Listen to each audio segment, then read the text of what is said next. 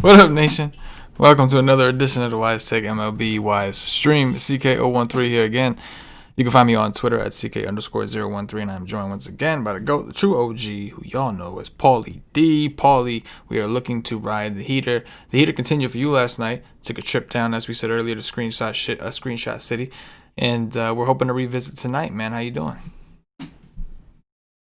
Doing good. This has been a fun ride. Feels like the Thug Nasty's about to happen to me, but I'm just gonna keep doing the same thing I've done every day and hope to repeat the process. You know what I'm saying? Of course, man. Looking for the Thug Nasty. I think the Thug Nasty is gonna happen to you too.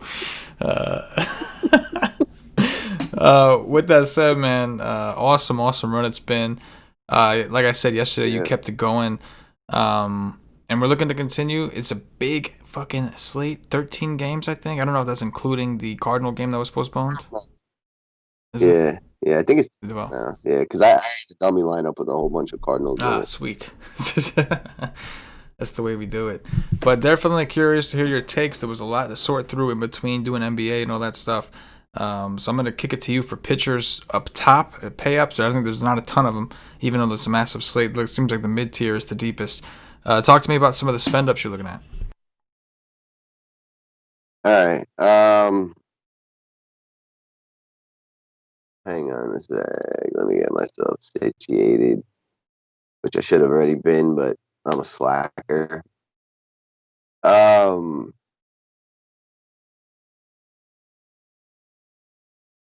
we go. All right. Yeah, so Trevor Bauer on the high end. Milwaukee strikes out a bunch. He's looked really good. If you can get to him, I want that. Matt Boyd against Pittsburgh, in that park, a team that struggles against lefties, it just really seems to kind of make sense to give a shot at Matt Boyd, who's got big time strikeout upside. And I guess I'll cut it off there, 8.9 is the upside, the pricey guys. Or should I go down to 8? I'll go down to 8. All right. Griffin Canning, I'm also interested in at 8,200 against Texas.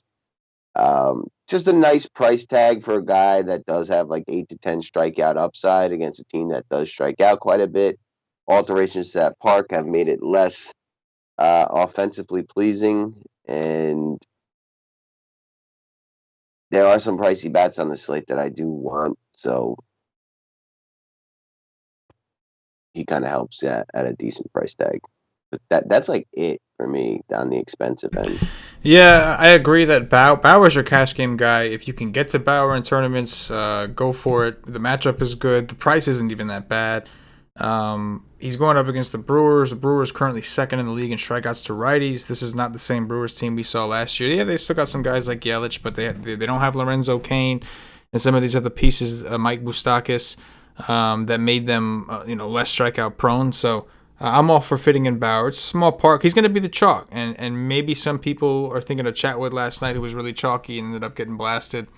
But Trevor Bauer, I think, is a little bit better than Chatwood, and I'm not giving up on Chatwood. I do think he's improved.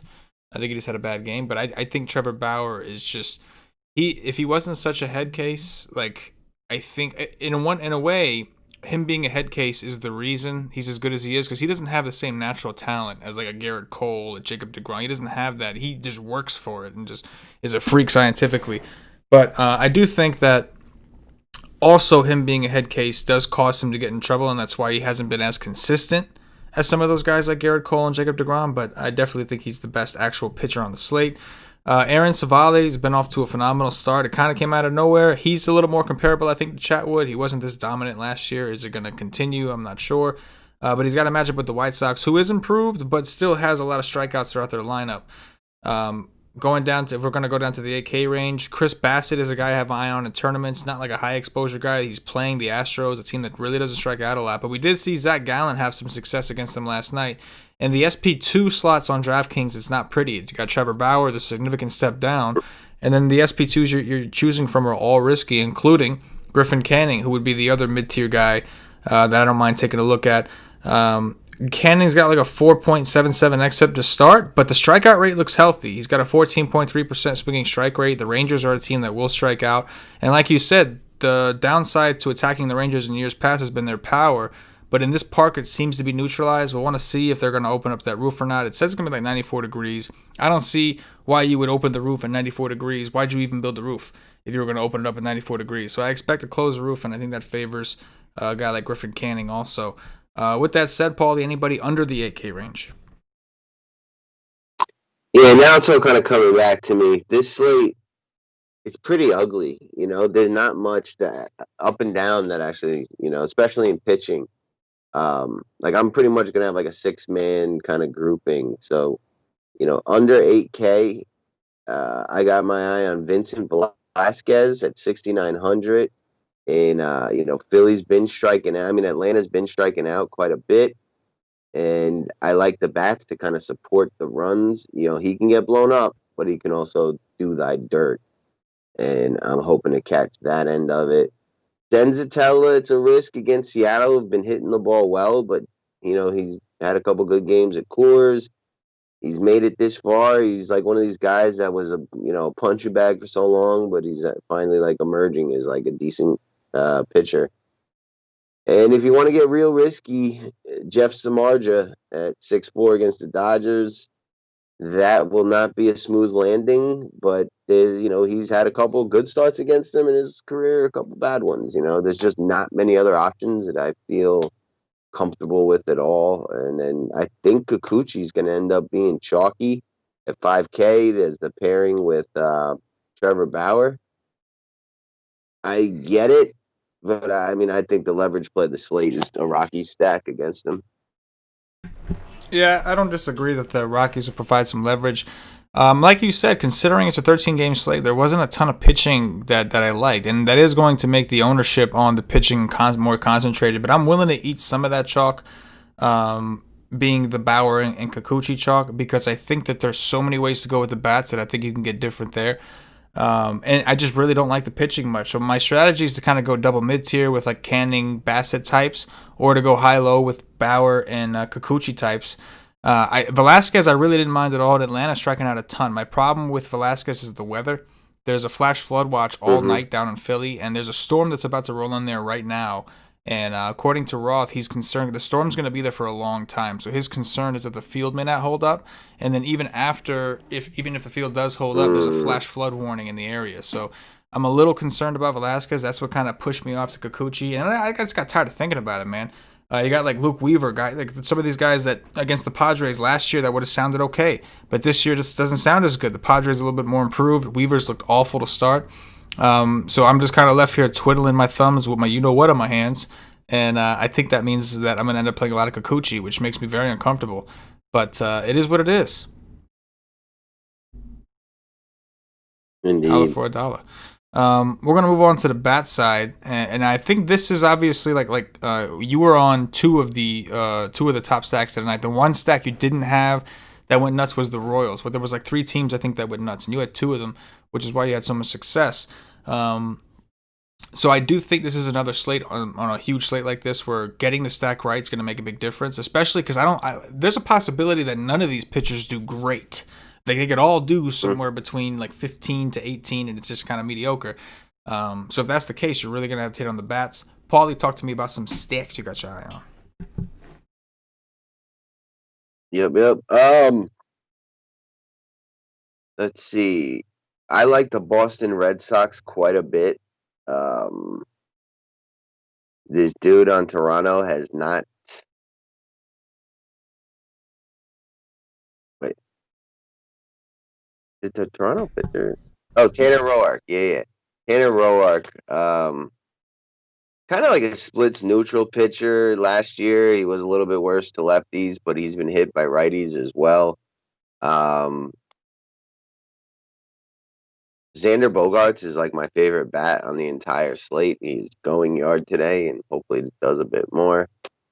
One of the best profiles I think I've ever seen. I'm not sure if there's any history there because I don't think Roark was expected to be the pitcher, and the BVP pool didn't have him in there. But if they'd seen each other at all, Bogaerts has definitely hit him before because the heat zones, the profiles. It was all just like elite.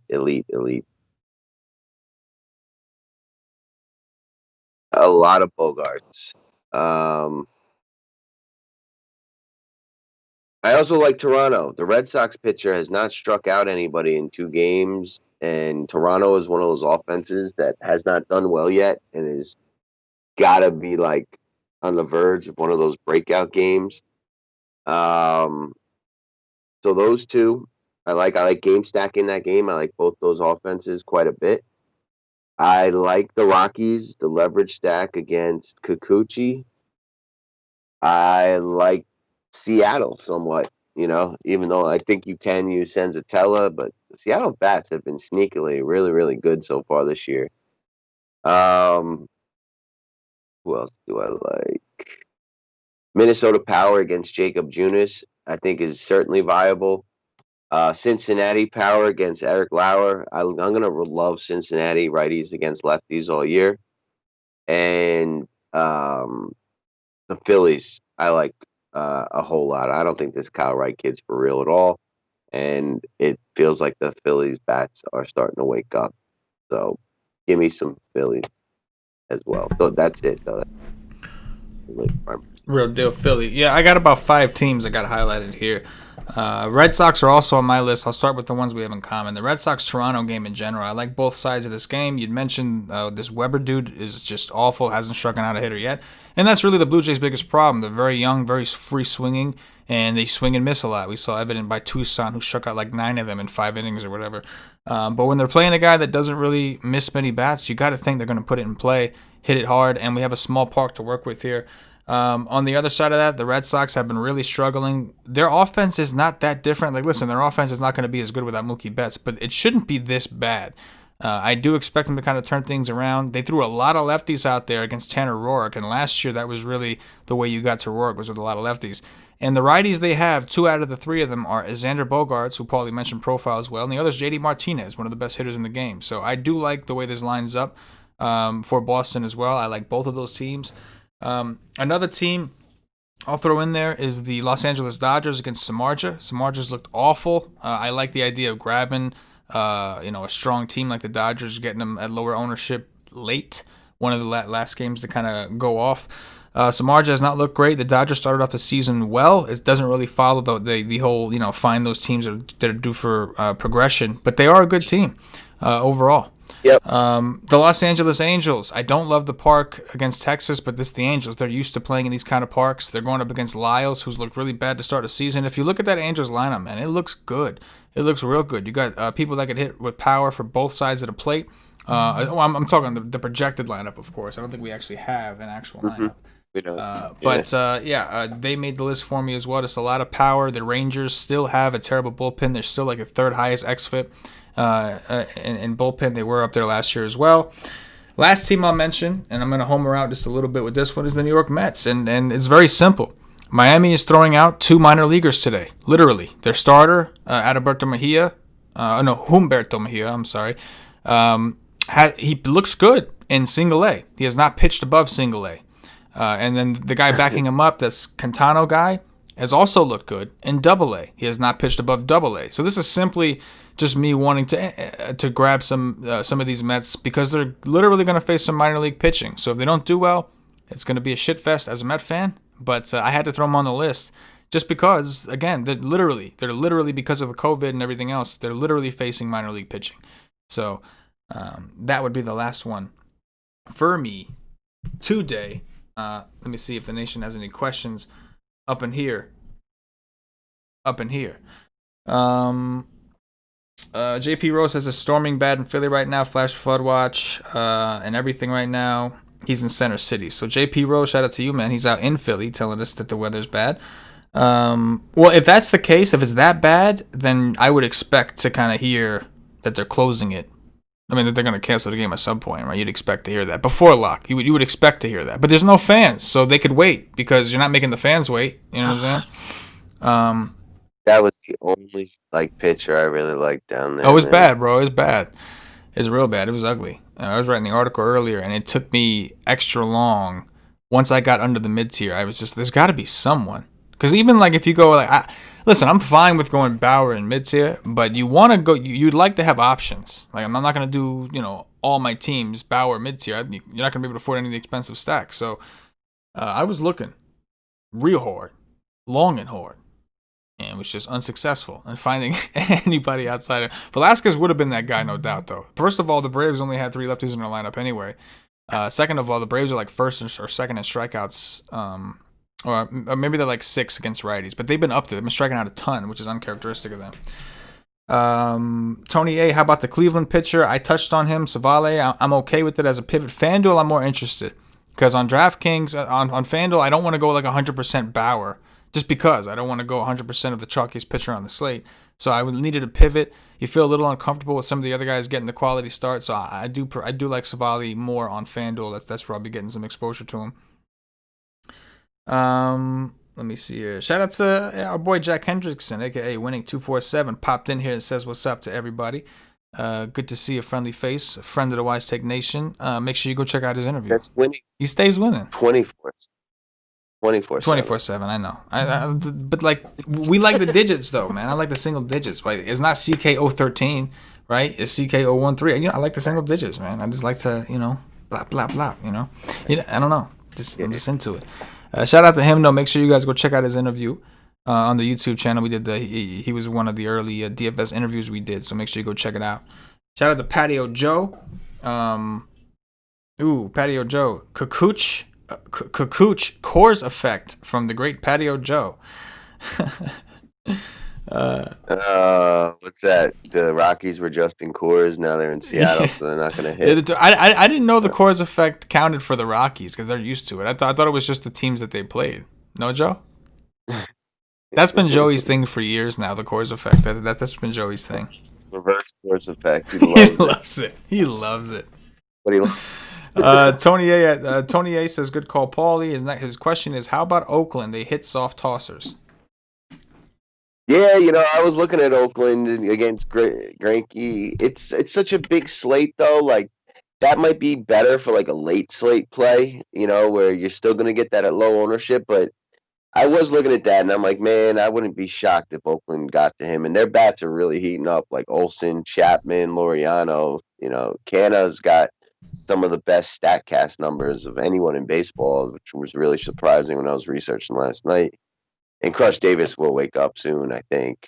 But on a 11 or 12, whatever size, like for them to win the slate, that would take a lot. Houston's got a very good bullpen. I think that's more of a late slate play. But I did take a look at that, and I like to do things that are like too sneaky, and I think that probably is a little too sneaky at the end of the day, but very good for a late slate play. Yeah, I prefer them on the late slate. They were right outside the list. The problem is it's such a big slate. They were like tied with like 4 other teams for being right outside that list. So I'm good with them. Oh, Braves Phillies postponed. So at least we don't have to make that decision. The Braves and Phillies game has been postponed officially. Shout out to Mr. Rose in the chat who was trying to let us know that it's some no joke weather out there. With that said, I'm cool with Oakland. I'm not going to talk you off of it. I prefer a late slate, like Paulie said, but I'm fine. I don't think Greinke don't look very good right now. Or I'm sorry, who the fuck am I talking about right now? Why am I blanking on this guy's name? It is Greinke. Okay, it is Greinke. Okay. For a minute, I don't know why, but anyway, I don't think Greinke's that good anymore. I really don't. I think the A's kind of fit what Paulie's been looking for. Those teams that are maybe started off the season extra bad, and they're going to turn it around at some point. The A's aren't that different from last year, and they're starting that right now. We've seen them kind of explode a couple times recently. I'm okay with it, but I do prefer the other teams better. This is really what it came down to for me today. We got a question. Okay, so Joey and Tori Coleman ask about the Padres. What about the Padres? I think they exploded on Weaver earlier this season. Very low implied total in that game in general. Any interest in the Padres? I like Tatis and Machado. Will Myers is red hot. This kid Cronenworth is kind of like a cheap price steal, and Tommy Pham steals the base every time he gets on, and even Trent Grisham's been hitting well, so you can certainly make a stack of it, but I don't know.